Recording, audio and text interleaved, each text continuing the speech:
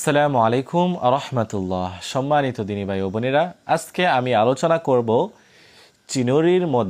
চিরুনির মধ্যে সূরাতুল ফাতিহা 3 বার পাঠ করে ফু দিলে কি হয়, কি লাভ হয়। হ্যাঁ, এই আমলটি কিন্তু খুবই গুরুত্বপূর্ণ হতে যাচ্ছে। মহিলা পুরুষ উভয়ের জন্য এই আমলটি আমি দিব ইনশাল্লাহ। এই আমলটি যারা করতে চান তারা অবশ্যই আমার কাছে কমেন্ট করে অনুমতি নিয়ে তারপর আপনারা করতে পারবেন।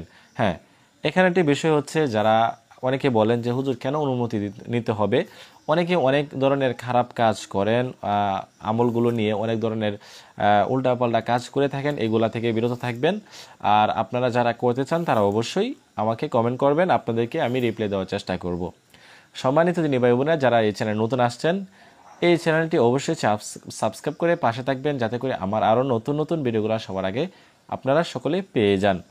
সম্মানিত দিনী ভাই বোনেরা, আজকের আমলটি কিন্তু খুবই গুরুত্বপূর্ণ হতে যাচ্ছে, কারণ এই যে দেখেন চিরুনি, এই চিরুনি কিন্তু আমরা সকলেই ব্যবহার করে থাকি, আমরা কম বেশি সকলেই ব্যবহার করি। তো এই চিরুনির মধ্যে যদি আমরা সূরাতুল ফাতিহা 3 বার পাঠ করে ফু দেই, তাহলে কি হবে, কি লাভ হবে। হ্যাঁ, এই হচ্ছে আজকের বিষয় আমার। আর এই আমলটি আপনারা কখন করবেন, কিভাবে করবেন, করলে কি লাভ হবে। প্রথমে আমরা শিখব যে আমলটি আমরা কখন করব, কিভাবে করব। এই আমলটি করার জন্য আমাদেরকে কোনো নির্দিষ্ট সময় নেই, আপনি যে কোনো সময় করতে পারেন, তবে রাত্রে করার চেষ্টা করবেন। রাত্রে এশার নামাজের পরে করার চেষ্টা করবেন। আপনি প্রথমে আপনার হাতে এরকম একটা চিরুনি নেবেন। এরকম একটা চিরুনি নিয়ে, মানে এরকম বলতে যে এটাই লাগবে এরকম কিছু না, আপনি যে কোনো চিরুনি নেবেন। নেওয়ার পরে প্রথমে 3 বার ইস্তিগফার পাঠ করবেন হাতের মধ্যে, আস্তাগফিরুল্লাহ আস্তাগফিরুল্লাহ আস্তাগফিরুল্লাহ। তারপরে 3 বার দুরূদ শরীফ পাঠ করবেন, যে দুরূদ শরীফ আমরা নামাজের মধ্যে পড়ে থাকি, দুরূদে ইব্রাহিম। হয়তো অনেকেই এই দুরূদ শরীফ আমরা পারি না, যেহেতু বড় দুরূদ শরীফ। আমরা কি করব, শুধুমাত্র সাল্লাল্লাহু আলাইহি ওয়াসাল্লাম কয়েকবার পাঠ করে নিব, সাল্লাল্লাহু আলাইহি ওয়াসাল্লাম সাল্লাল্লাহু আলাইহি ওয়াসাল্লাম।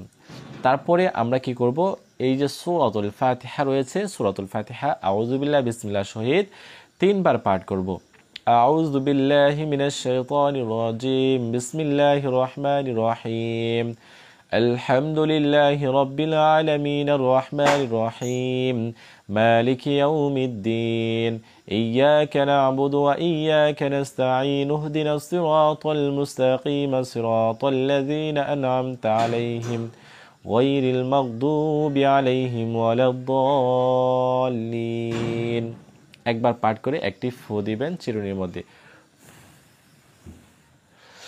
বিসমিল্লাহির রহমানির রহিম, আলহামদুলিল্লাহি রাব্বিল আলামিন, আর রহমানির রহিম, মালিকি ইয়াউমিদ্দিন, ইয়্যাকা না'বুদু ওয়া ইয়্যাকা নাস্তাঈন, ইহদিনাস সিরাতাল মুস্তাকিম, সিরাতাল লাযীনা আন'আমতা আলাইহিম গায়রিল মাগদুবি আলাইহিম ওয়ালাদ-দাল্লিন। এরকমভাবে আপনারা 3 বার পাঠ করবেন, 3টি ফু দিবেন। তারপরে আপনারা যদি আপনাদের সম্ভব হয়, আপনারা এই আয়াতটি পাঠ করে নিতে পারেন। সেটি হচ্ছে ওয়াশিফাউল লিমা ফিস সুদূর, ওয়াশিফাউল লিমা ফিস সুদূর, ওয়াশিফাউল লিমা ফিস সুদূর। এই আয়াতটি আপনারা পারলে 7 বার পাঠ করে চিরুনিতে ফু দিবেন। ফু দেওয়ার পরে আপনারা কি করবেন, শেষে 3 বার দুরূদ শরীফ পাঠ করে নেবেন। তো এই আমলটি যদি কেউ এভাবে পাঠ করে এবং ওই চিরুনির দ্বারা সে মাথার চুল আশ্রায়, ইনশাল্লাহ ওই ব্যক্তির মাথার চুল আর পড়বে না। তার মাথার চুল, যাদের যে মাথার চুল নিয়ে চিন্তিত আছেন আপনারা, যে মাথার চুল চলে যাচ্ছে, অনেক ধরনের ওষুধ পাতিও আপনারা খাচ্ছেন, কোনো কাজে আসতেছে না, এই আমলটি করেন, কোরআনী আমলটি করেন, ইনশাল্লাহ কাজে আসবে। আপনাদের চুল শক্ত হবে, চুলের গুড়ি শক্ত হবে, চুল আর পড়বে না এবং চুল গজাবে ইনশাল্লাহ। এই আমলটি আপনারা এভাবে করবেন। আল্লাহ তাআলা আপনাদেরকে এই অসুস্থতা থেকে, এই চুল পড়া একটা অসুস্থতা, এই অসুস্থতা থেকে আল্লাহ তাআলা আপনাদেরকে ভালো করে দিবেন, সুস্থ করে দিবেন ইনশাআল্লাহ। আপনারা নিজের চোখেই আপনারা ফলাফল দেখতে পারবেন। তো আজকের মতো এই পর্যন্তই। আল্লাহ হাফেজ।